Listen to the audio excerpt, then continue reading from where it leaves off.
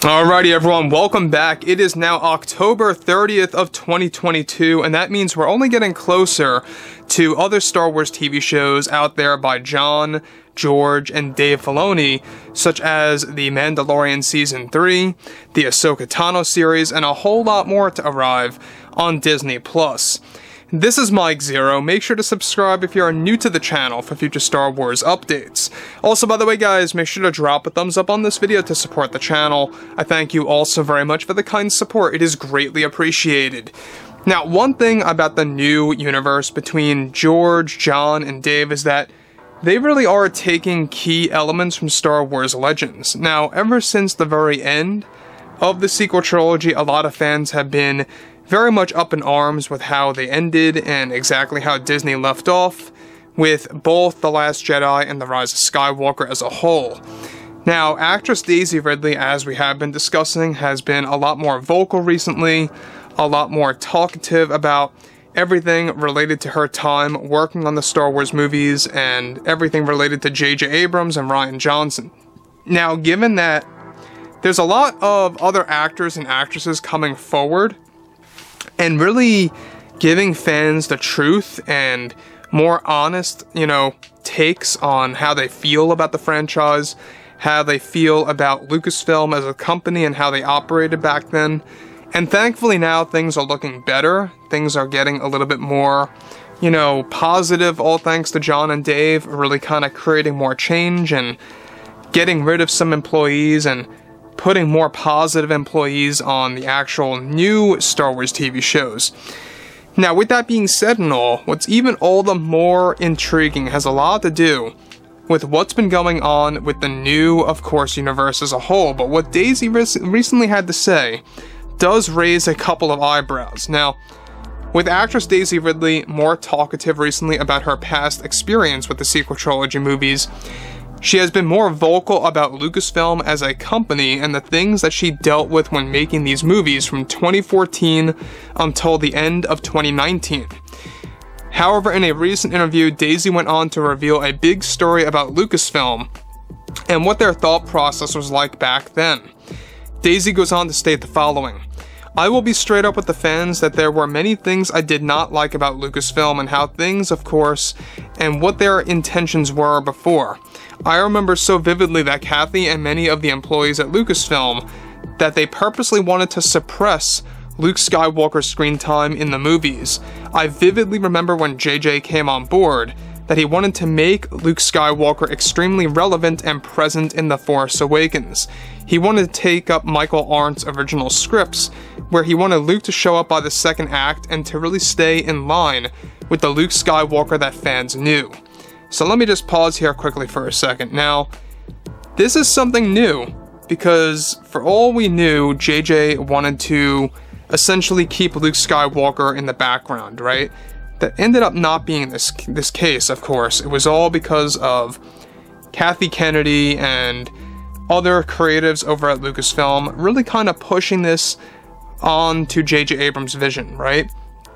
Now, for those of you that don't know, before J.J. Abrams signed for Episode 7, it was Michael Arndt who was working on the script, and what he wanted to do was he wanted Luke to be the center of attention. He wanted Luke to be the main focus, so to speak.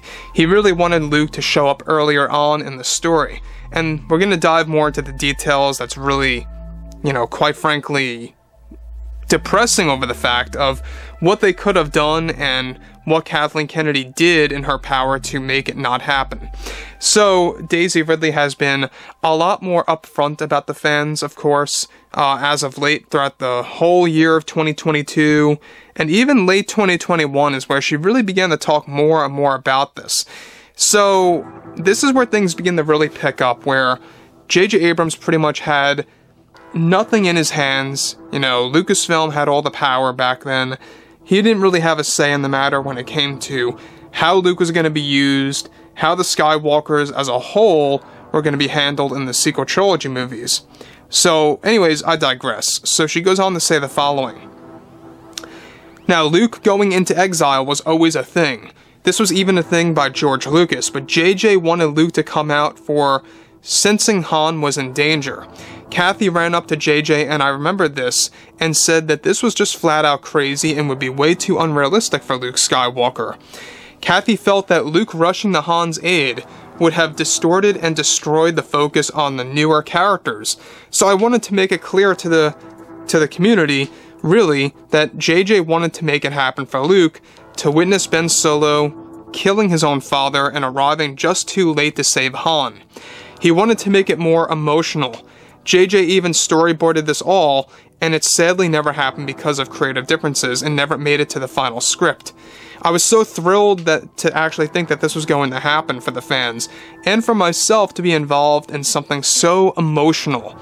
Now, before I get to the next thing that Daisy says, for those of you that don't know, Mark Hamill said something similar of what he wanted to actually make happen in The Force Awakens. What Mark Hamill wanted was for Luke, Han, and Leia to have a moment before Han's death, essentially. But this is a little bit different.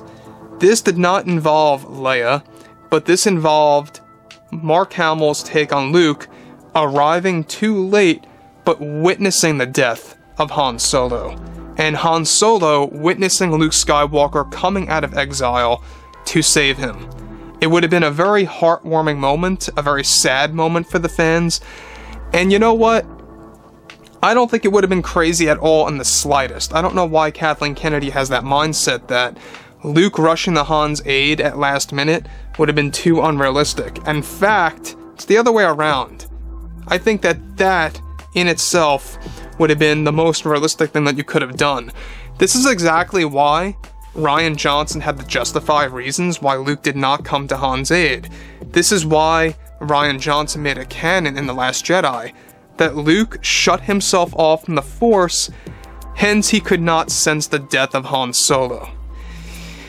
And that was a real mess. That's why a lot of fans did not like that iteration of Luke, is because that's basically, if you're shutting yourself off from the Force, you're basically shutting yourself off from family and not caring about family, right? Think about it. By Luke shutting himself off from the Force, basically Luke has no idea if Leia's gonna run into trouble, if Han's gonna run into trouble, or let alone if anybody else that he loves is gonna actually fall into danger. And that's just the most poor, decision that I have seen in Star Wars in history, to be honest. So Daisy really makes it clear there that she did not like that, and JJ really wanted to make it happen that Luke was indeed going to rush to actual Han Solo's aid. It just never really happened because of creative differences, which is sad, because if it weren't for Kathleen Kennedy, we would have gotten that scene where Luke Skywalker probably would have came out on his X-Wing, landed on Starkiller Base, rushed to Han's aid, but was too late. I think it would have been perfect. So overall, here we are, it's already 2022, we're heading into 2023, it's been a long time since the sequel trilogy ended. So anyways guys, drop a comment below, let me know what you guys have to say about all of this below in the comments, and if you guys did enjoy the content for today, make sure to drop a thumbs up on this video to support the channel. I thank you all so very much for the kind support, and I'll catch you guys next time.